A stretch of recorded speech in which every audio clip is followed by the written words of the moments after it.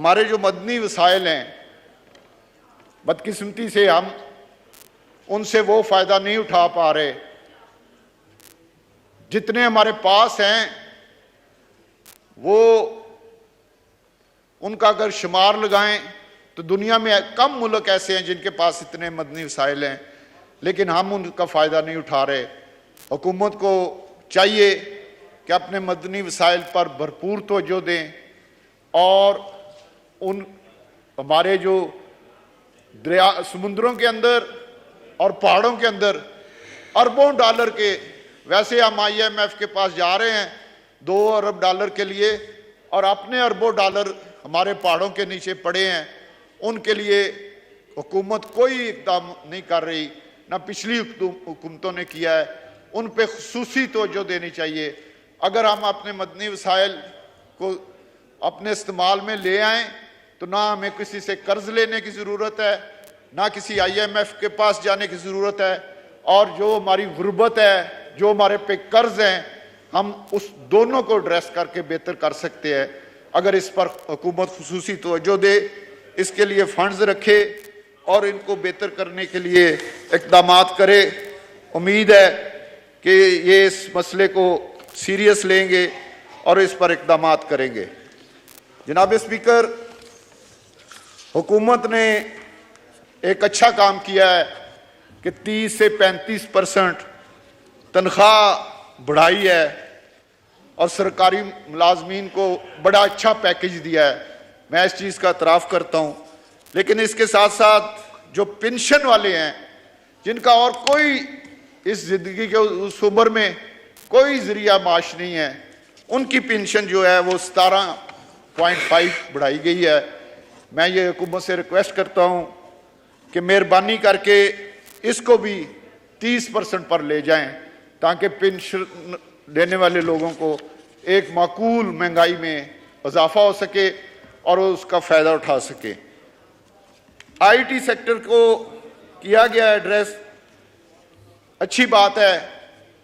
लेकिन अगर IT sector को मज़ीद एड्रेस किया जाए, मज़ीद इस पर इन्वेस्टमेंट की जाए, ये हमारा फ्यूचर है, हमारे नौजवानों का फ्यूचर है, और इस सेक्टर में अगर मज़ीद मरात और पैकेज और नौजवानों को इसका मौका दिया जाए, जो कि बजट में मुझे बहुत कम नज़र आया है, अगर इसको ज़्यादा से ज़्यादा किया जाए तो हमारे फ्यूचर भी है, हमारे नौजवानों के लिए एक रोज़गार का ज़रिया भी है, और इसमें महंगाई और बेरोज़गारी पे खुसूसी तौर पे इस पे काम हो सकता है। ज़रूरी हवाले से ना हम वो बीज बना रहे हैं जो इंडिया बना रहा है, ना हम खादें आला किस्म की बनाने पा रहे हैं, ना हम बाकी किसान को मरात उस तरह दे जा रहे हैं जो कि हमें देनी चाहिए। क्योंकि स्पीकर अपना फिनांस मिनिस्टर साहब ने कहा था कि ज़राअत हमारी रीढ़ की हड्डी है, लेकिन उस रीढ़ की हड्डी के लिए जनाब स्पीकर वो इक़दामात नहीं किए गए जो करने चाहिए थे। हमें हर सूरत रिसर्च सेंटरों पे काम करना चाहिए। हमारे जो साइंसदान हैं वो उस पैमाने पे मेहनत नहीं कर रहे, कोई उन पे तवज्जो नहीं दे रहा, और उसका नतीजा ये है कि इंडिया ज़राअत में पर एकड़ हर फसल में हमसे बहुत आगे है, और हम उन्हीं के साथ एक जैसी ज़मीन है, एक जैसा पानी है, एक जैसा मौसम है, लेकिन वो तकरीबन हमारे से दुगनी पैदावार पर एकड़ ले रहे हैं जो कि हम नहीं ले पा रहे। उस पर हुकूमत को काम भी करना चाहिए। बजट में तो इतना नहीं सोचा, लेकिन अब हुकूमत को उस पर तवज्जो देनी चाहिए, उसके लिए फंड्स भी रखने चाहिए, और कम अज़ कम ये मेयार मुकर्रर करना चाहिए कि ज़राअत में हम अगर इंडिया से आगे नहीं जा सकते तो उससे पीछे ना रहें, और ऐसी मरात किसानों को दी जाएं ताकि हम ज़राअत में जो कि रीढ़ की हड्डी है उसमें एक नुमाया मुकाम हासिल कर सकें, और एक ऐसी पोजीशन आए कि पाकिस्तान खाने पीने की चीज़ों के हवाले से खुद कफील हो। पाकिस्तान में कम अज़ कम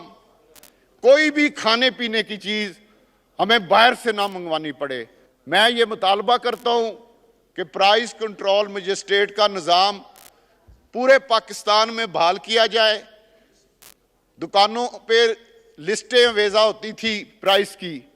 आज पाकिस्तान में किसी जगह प्राइस की कोई लिस्ट वेजा नहीं। तो उस पर एक हुकूमत को खुसूसी तवज्जो देनी चाहिए। इससे मैं समझता हूं कोई 25 से 30% आम आदमी के लिए महंगाई पर कंट्रोल किया जा सकता है। मैं जानता हूं कि दुनिया में महंगाई हो रही है, ये हकीकत है, लेकिन पाकिस्तान में ये जो मिडल मैन जनाब स्पीकर लूट रहा है, उसको किसी किस्म का उसका कोई चेक नहीं है। मेरी ये गुजारिश है कि महंगाई को कंट्रोल करने के लिए और इक़दामात के साथ साथ ये जो प्राइस कंट्रोल मजिस्ट्रेट हैं वो निज़ाम बहाल किया जाए।